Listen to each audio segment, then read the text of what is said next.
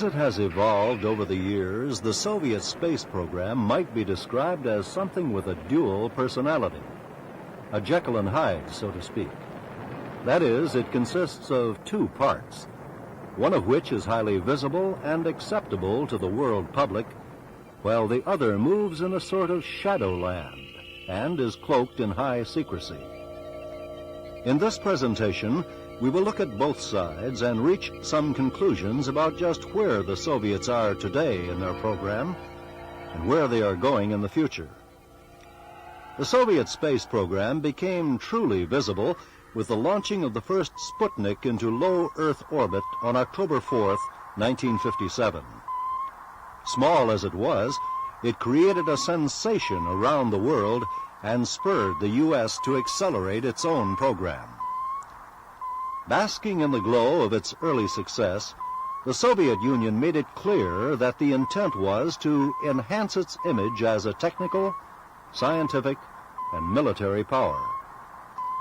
In the mid-1960s, the Soviets expanded the objectives of their space program by launching new types of satellites with practical military and economic applications.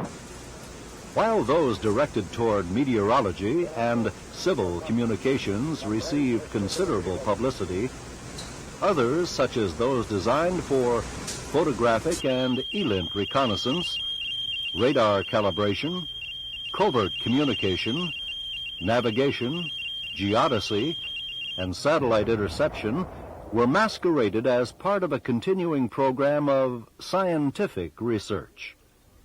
Their real purpose, of course, was in large part of a military nature. In the late 1960s, the Soviets started testing larger and more complex space boosters and spacecraft, but serious setbacks hampered their progress.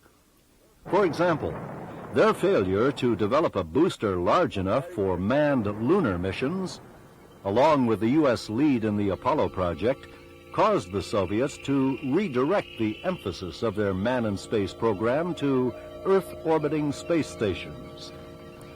Since the early 1970s, the Soviets have concentrated their effort on space systems for military support. They improved the capability of their ELINT and photo reconnaissance satellites and constructed a geosynchronous communications satellite network. At the same time, they have sought to maintain the image of Soviet prowess in space by heavily publicizing the missions of the Salyut space stations.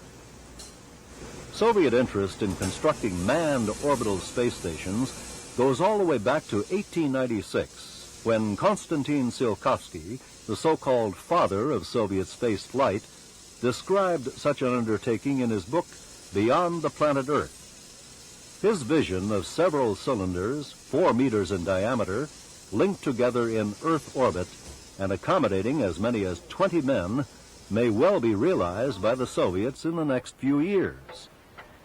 They have already achieved part of this by docking the Salyut 6 space station with Cosmos 1267, a new space station module.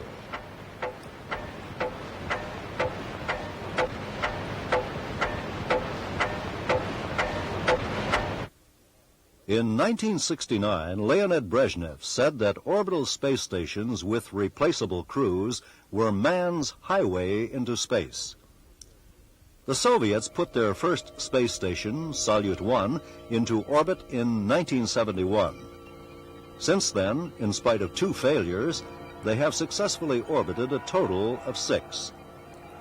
As mentioned at the beginning of this presentation, Soviet space efforts can be divided into 2 parts, military and scientific. This is also true within the manned space station program. While Salyuts 1, 4, and 6 are all involved in scientific research with some military applications, Salyuts 2, 3, and 5 are clearly part of the military program. As an example of the Soviets' growing proficiency in manned spaceflight, it is notable that Salyut 6 has been in orbit for the past 4 years, and during that time has played host to both Soviet and non-Soviet visitors. 28 different cosmonauts have visited Salyut 6. 9 of these were non-Soviet. They spent a total of 2,117 manned days, or nearly 7 man-years, in space and occupied the station for 44% of its time in orbit.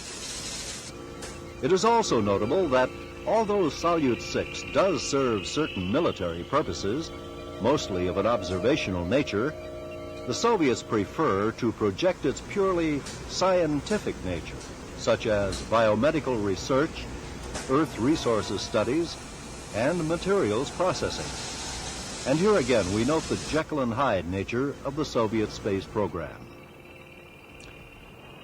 Within the Soviet space program, the military effort is by far the most active, usually accounting for about 70% of the launches each year.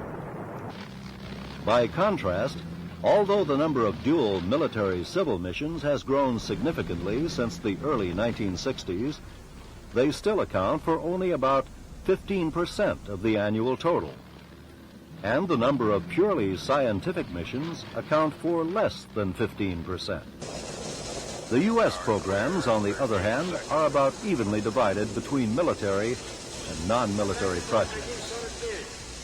During the 24 years of their space program, there has been no significant change in the Soviets' highly standardized development process.